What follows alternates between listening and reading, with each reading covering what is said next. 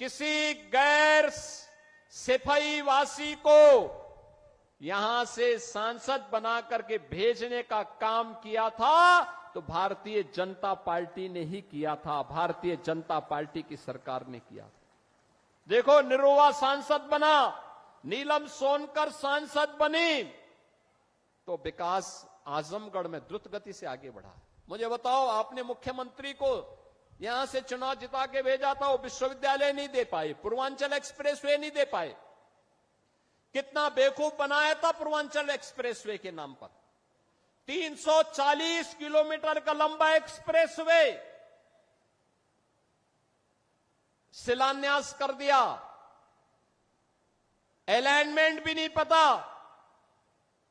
और जमीन एक भी इंच नहीं खरीदी।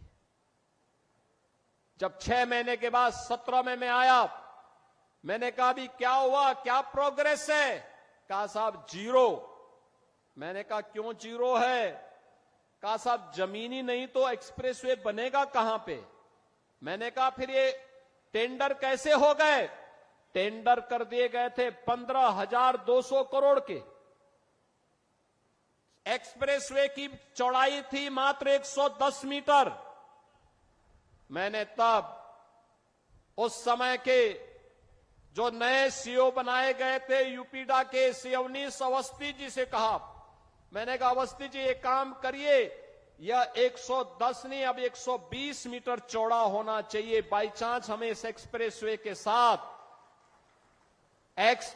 के साथ जब हम high speed, semi high speed train का संचालन भी करेंगे तो उसके लिए हमें जमीन चाहिए होगी, तो एक साथ हम उसके साथ एक्सप्रेसवे के साथ उसको भी दौड़ा सकें। जमीन खरीदिए, इसको पुराने टेंडर को कैंसिल करिए और फिर इस कार्य को आगे बढ़ाइए। आप सोचिए, वे 110 मीटर चौड़ा 2016 में 15,200 करोड़ रुपए में बना रहे थे। एक भी जमीन नहीं खरीदे, काम प्रारंभ ही नहीं वो कर पाए, टेंडर आवंटित कर दिए। हम लोग आए, हमने कैंसिल किया, जमीन खरीदना प्रारंभ किया, और जमीन खरीदने के बाद जब हम लोगों ने टेंडर किए तो बहनों और भाइयों, वही एक्सप्रेसवे 11,800 करोड़ रुपए में बना करके हमने समर्पित कर दिया आपको। ये 3,000 4,000 करोड़ रुपए की जो डकैती डाल रही थे, कौन डाल रहे थे?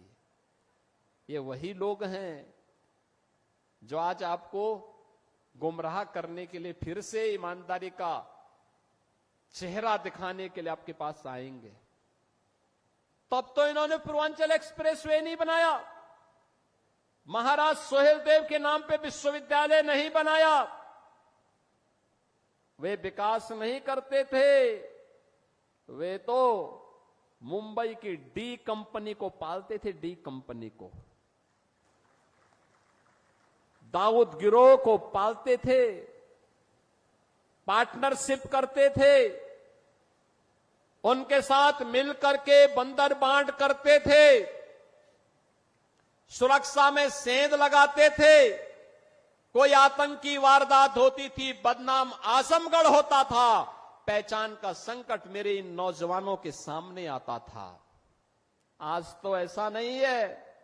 देश की सुरक्षा में सेंध कोई लगाएगा तो आजमगढ़ की पहचान पे संकट नहीं आएगा, बल्कि संकट पैदा करने वाले को पहले से ही जहन्नुम का टिकट दे दिया जाएगा कि जाओ भाई,